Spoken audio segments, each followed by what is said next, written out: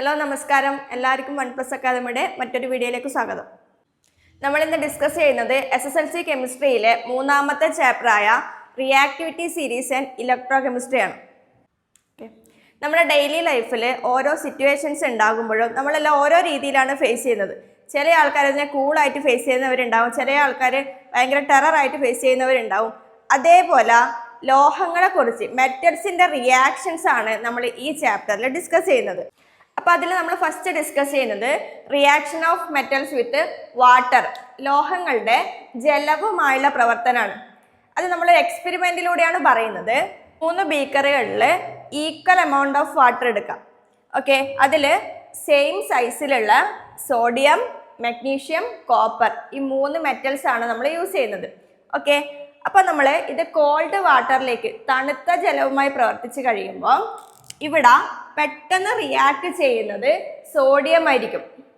Okay, ഇനി next react ചെയ്യുന്നത്, ചെറിയ രീതിയിലൊരു റിയാക്ഷൻ സംഭവിക്കുന്നത് മഗ്നീഷ്യത്തിലായിരിക്കും. കോപ്പർ എന്ത് ചെയ്യുന്നില്ല, ഒരു റിയാക്ഷനിലും പാർട്ടിസിപ്പേറ്റ് ചെയ്യുന്നില്ല. ഓക്കെ, കോപ്പർ വാട്ടറുമായിട്ട് പെട്ടെന്ന് റിയാക്ട് ചെയ്യുന്നില്ല. കോൾഡ് വാട്ടറിന്റെ കേസിൽ ഫസ്റ്റ് റിയാക്ട് ചെയ്യുന്നത് സോഡിയം ആയിരിക്കും, നെക്സ്റ്റ് വരുന്നത് magnesium, then last copper. Hot water എടുത്തു കഴിഞ്ഞാൽ അവിടെയും ഫസ്റ്റ് റിയാക്ട് ചെയ്യുന്നത് സോഡിയം തന്നെയായിരിക്കും. വിഗറസ്ലി റിയാക്ട് ആണ് സോഡിയത്തിന്റെ കേസിൽ വരുന്നത്. തീവ്രമായിട്ട് റിയാക്ട് ചെയ്യുന്ന, രാസപ്രവർത്തനത്തിൽ ഏർപ്പെടുന്നതാണ് sodium. Next magnesium, then copper, അങ്ങനെയാണ് വരുന്നത്. ഇതിന്റെ റിയാക്ടിവിറ്റി സീരീസ് നമുക്ക് എഴുതി നോക്കിയാൽ ഫസ്റ്റ് വരുന്നത് സോഡിയം ആയിരിക്കും, ദെൻ നെക്സ്റ്റ് വരുന്നത് magnesium, next copper. Reactivity decrease ചെയ്യുന്നത് ഈ രീതിയിലായിരിക്കും. First sodium, next magnesium, next വരുന്നത് കോപ്പർ. ഇതാണ് നമുക്ക് റിയാക്ഷൻ ഓഫ് മെറ്റൽസ് വിത്ത് വാട്ടറിൽ പഠിക്കാനുള്ളത്. ഈക്വൽ എമൗണ്ട് ഓഫ് വാട്ടർ എടുക്കുക, അതിൽ ഈക്വൽ സൈസിലുള്ള 3 മെറ്റൽസ് യൂസ് ചെയ്യുക, സോഡിയം, മഗ്നീഷ്യം, കോപ്പർ. ദെൻ അതിൽ റിയാക്ട് ചെയ്യുന്നത് എപ്പോഴും സോഡിയം ആയിരിക്കും. ക്ലിയർ?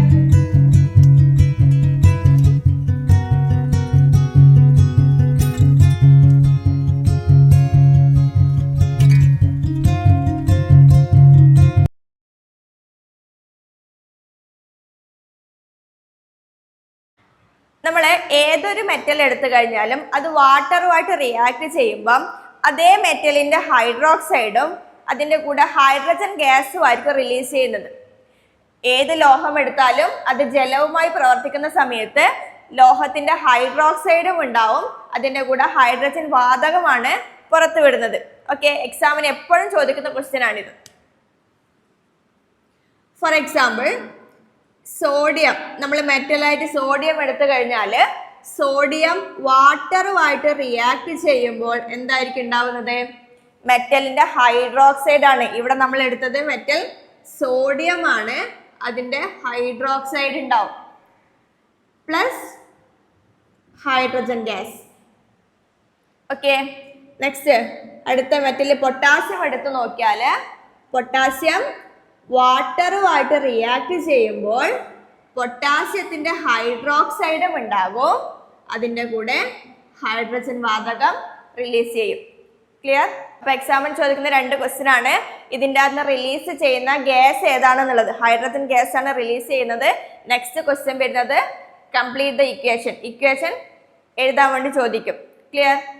അപ്പോൾ ഇത്രയാണ് റിയാക്ഷൻ ഓഫ് മെറ്റൽസ് വിത്ത് വാട്ടറുമായിട്ട് നമ്മൾ പഠിക്കാനുള്ളത്. ഇപ്പം നെക്സ്റ്റ് ടോപ്പിക്ക് നമ്മൾ ഡിസ്കസ് ചെയ്യുന്നത് reaction of metals with air, അന്തരീക്ഷവുമായിട്ടുള്ള ലോഹത്തിൻ്റെ പ്രവർത്തനമാണ് പറയുന്നത്. ഓക്കെ, നമ്മൾ ഒരു മെറ്റൽ എടുത്ത് അതിനെ കട്ട് ചെയ്ത് കഴിഞ്ഞാൽ അതിൻ്റെ കട്ട് ചെയ്ത ഭാഗത്ത് ഒരു ഷൈനിങ് അപ്പിയറൻസ് ഉണ്ടാവും, അല്ലെങ്കിൽ ഒരു തിളക്കം ഉണ്ടാവുന്നുണ്ടാവും. ഈ പ്രോപ്പർട്ടീനെ നമ്മൾ ഓൾറെഡി പഠിച്ചിട്ടുണ്ട്. മെറ്റാലിക് ലസ്റ്റർ അല്ലെങ്കിൽ ലോഹദ്യുതി. ഓക്കെ, അപ്പൊ ഇവിടെ എന്തുകൊണ്ടായിരിക്കും ഇവിടെ തിളക്കം ഉണ്ടാകുന്നത്? ഇനി കുറേ ദിവസം കഴിഞ്ഞാൽ അതിൻ്റെ തിളക്കം അതേപോലെ നിലനിൽക്കുന്നുണ്ടാവോ? നമ്മൾ മെറ്റൽസ് കട്ട് ചെയ്ത് അത് കുറച്ച് ദിവസം അല്ലെങ്കിൽ കുറച്ച് സമയം കഴിഞ്ഞു നോക്കിയാൽ അതിൻ്റെ ചില മെറ്റൽസിൻ്റെ കളർ ഫെയ്ഡ് ആവുന്നതായിട്ട് നമുക്ക് കാണാൻ വേണ്ടി പറ്റും, നിറം മങ്ങുന്നതായിട്ട് നമുക്ക് കാണാൻ വേണ്ടി പറ്റും. എന്തുകൊണ്ടായിരിക്കും അങ്ങനെ സംഭവിക്കുന്നത്? ഓക്കെ, നമ്മുടെ മെറ്റൽസ് എയറുമായിട്ട് റിയാക്ട് ചെയ്യുന്നത് കൊണ്ടാണ് ഇങ്ങനൊരു പ്രോസസ്സ് അവിടെ നടക്കുന്നത്. ഓക്കെ, പക്ഷെ എല്ലാ മെറ്റൽസും റിയാക്ട് ചെയ്യുമ്പോൾ ഈ സെയിം പ്രോസസ്സ് നടക്കുന്നുണ്ടോ? നമ്മളിപ്പോൾ യൂസ് ചെയ്യുന്ന ഗോൾഡ് എടുത്തു കഴിഞ്ഞാൽ ഗോൾഡ് എയറുമായിട്ട് റിയാക്ട് ചെയ്യുമ്പം അതിന് എന്തെങ്കിലും ചേഞ്ച് ഉണ്ടാവുന്നുണ്ടോ? സംഭവിക്കുന്നില്ല. അതെന്തുകൊണ്ടാ? നമ്മുടെ ഗോൾഡ് എന്ന് പറയുന്നത് എയറുമായിട്ട് എന്ത് ചെയ്യുന്നില്ല? റിയാക്ട് ചെയ്യുന്നില്ല. ഇപ്പൊ നമ്മുടെ റിയാക്ഷൻ വരുന്നത് മെറ്റൽസ് ഓക്സിജൻ, അതായത് എയറുമായിട്ട് റിയാക്ട് ചെയ്യുമ്പോൾ അതിന്റെ മെറ്റൽ ഓക്സൈഡ് ആണ് ഉണ്ടാവുന്നത്. ഓക്കെ, എക്സാമ്പിൾ ആയിട്ട് മഗ്നീഷ്യം എടുക്കാം. മഗ്നീഷ്യം ഓക്സിജനുമായിട്ട് റിയാക്ട് ചെയ്യുമ്പം മഗ്നീഷ്യത്തിന്റെ ഓക്സൈഡ് ആണ് ഉണ്ടാവുന്നത്. ഓക്കെ, ഇത് ബാലൻസ് ചെയ്യാൻ വേണമെങ്കിൽ ഇവിടെ 2 ഓക്സിജൻ ഉണ്ട്, അപ്പോൾ ഇവിടെ 2, ഇവിടെ 2 ഇട്ടെടുക്കാം. അപ്പൊ നിങ്ങൾ ശ്രദ്ധിക്കേണ്ടത് മഗ്നീഷ്യം ഓക്സിജനുമായിട്ട് റിയാക്ട് ചെയ്യുമ്പോൾ മഗ്നീഷ്യത്തിന്റെ ഓക്സൈഡ് ആണ് ഉണ്ടായത്. കോമൺ ആയിട്ട് എങ്ങനെ പറയാം? ഏതൊരു മെറ്റൽ എടുത്തു കഴിഞ്ഞാലും അത് ഓക്സിജനുമായിട്ട് റിയാക്ട് ചെയ്യുമ്പം മെറ്റലിന്റെ ഓക്സൈഡ് ആണ് നമുക്ക് കിട്ടുന്നത്. ഇതിന്റെ റിയാക്ടിവിറ്റി സീരീസ് വരുന്നത് first sodium, next magnesium, then aluminium, copper, gold. Okay, ഇത്രയാണ് നിങ്ങൾക്ക് ഈ സെക്കൻഡ് ടോപ്പിക്കിൽ പഠിക്കാനുള്ളത്.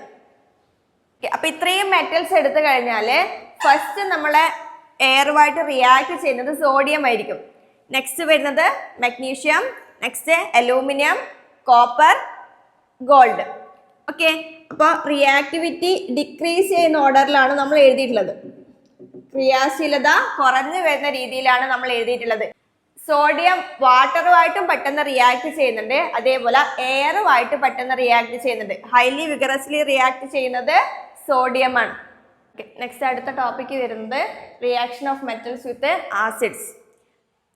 ആസിഡുമായുള്ള പ്രവർത്തനമാണ് ഇനി പറയുന്നത്. ഓക്കെ, അതിൽ നമ്മൾ ചെയ്യുന്നത് വീണ്ടും ഒരു എക്സ്പെരിമെന്റ് ആണ്. 5 ടെസ്റ്റ് ട്യൂബ് എടുക്കുക.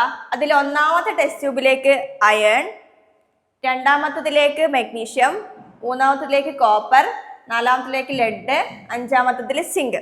ഈ 5 മെറ്റൽസും ഈക്വൽ എമൗണ്ടിലാണ് നമ്മൾ എടുക്കുന്നത്. ഓക്കെ, അപ്പം നമ്മൾ ആസിഡിൽ ഹൈഡ്രോക്ലോറിക് ആസിഡിലാണ് നമ്മൾ യൂസ് ചെയ്യുന്നത്. ഓക്കെ, ഹൈഡ്രോക്ലോറിക് ആസിഡിൽ ഈ 5 മെറ്റൽസ് ഇട്ട് കഴിഞ്ഞാൽ ഫസ്റ്റ് റിയാക്ട് ചെയ്യുന്നത് മഗ്നീഷ്യം ആയിരിക്കും. Okay, next zinc, then iron, lead, copper. ഈ രീതിയിലാണ് റിയാക്ഷൻ സംഭവിക്കുന്നത്.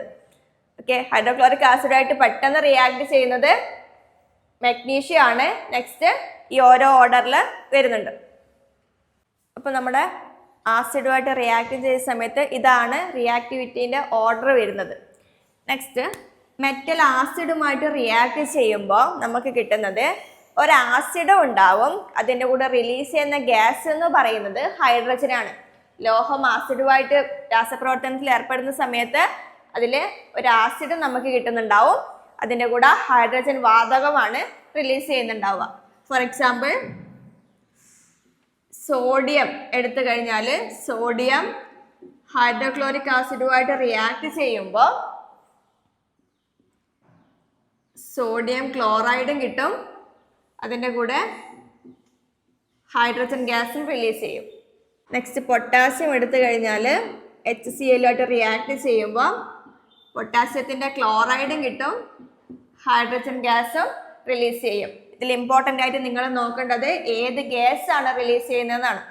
ഓക്കെ, മെറ്റൽസ് വാട്ടറുമായിട്ട് റിയാക്ട് ചെയ്യുമ്പോഴായാലും ആസിഡുമായിട്ട് റിയാക്ട് ചെയ്യുമ്പോഴായാലും റിലീസ് ചെയ്യുന്ന ഗ്യാസ് എന്ന് പറയുന്നത് ഹൈഡ്രജൻ ആണ്. ഈ 3 കണ്ടന്റ് ആണ് നമുക്ക് ഫസ്റ്റ് സെക്ഷനിൽ പഠിക്കാനുള്ളത്. അപ്പോൾ നമ്മൾ ഇത്രയും മെറ്റൽസ് എടുത്തു കഴിഞ്ഞപ്പം ഓരോ മെറ്റൽസ് റിയാക്ട് ചെയ്യുന്നത് ഓരോ രീതിയിലായിരിക്കും. ഓക്കെ, അപ്പോൾ ഇതിൻ്റെ റിയാക്ടിവിറ്റി സീരീസ്, ഇതിൻ്റെ ഒരു ഓർഡർ നിങ്ങൾക്ക് പഠിക്കാനുണ്ട്. ഫസ്റ്റ് നമുക്ക് വരുന്നത് പൊട്ടാസ്യമാണ്. പൊട്ടാസ്യത്തിൽ തുടങ്ങുന്ന ഒരു സീരീസ് ആണ് നിങ്ങൾക്ക് പഠിക്കാനുള്ളത്. ഇവിടെ മെറ്റൽസിൻ്റെ ഇടയിൽ നിങ്ങൾക്കൊരു ഹൈഡ്രജനെ കാണാൻ വേണ്ടി പറ്റും. ഈ സീരീസിൽ മെറ്റൽസിൻ്റെ ഇടയിൽ ഹൈഡ്രജനെ കാണാൻ വേണ്ടി പറ്റും. ഈ ഹൈഡ്രജൻ എന്ന് പറയുന്നത് ജസ്റ്റ് കമ്പയർ ചെയ്യാനാണ് യൂസ് ചെയ്യുന്നത്. ഹൈഡ്രജന് മേലെയാണെങ്കിൽ റിയാക്ടിവിറ്റി കൂടിയ ആൾക്കാരായിരിക്കും ഉണ്ടാവുന്നത്. ഓക്കെ, ഹൈഡ്രജന് മേലെയാണെങ്കിൽ ക്രിയാശീലത കൂടിയവരായിരിക്കും. ഇനി ഹൈഡ്രജന് താഴെ വരുന്ന ആൾക്കാർ റിയാക്ടിവിറ്റി കുറവുള്ളവരായിരിക്കും.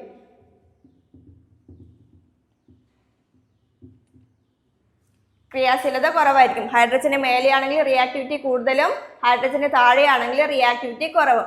ഈ ടേബിളിൽ നമുക്ക് കറക്റ്റ് നോക്കിക്കഴിഞ്ഞാൽ ഏതൊക്കെയാണ് പെട്ടെന്ന് റിയാക്ട് ചെയ്യുന്നത്, ഏതൊക്കെയാണ് റിയാക്ട് ചെയ്യാത്തത് എന്നൊക്കെ നമുക്ക് മനസ്സിലാക്കാൻ വേണ്ടി കഴിയും. അപ്പോൾ ഇത്രയാണ് ഇന്നത്തെ ക്ലാസ്സിൽ നമുക്ക് പഠിക്കാനുള്ളത്. അപ്പോൾ മൂന്നാമത്തെ ചാപ്റ്ററിലെ ഫസ്റ്റ് വരുന്ന 3 ടോപ്പിക്സ് നമ്മൾ ഡിസ്കസ് ചെയ്തു. എല്ലാവരും നന്നായിട്ട് പഠിക്കുക. ഓക്കെ.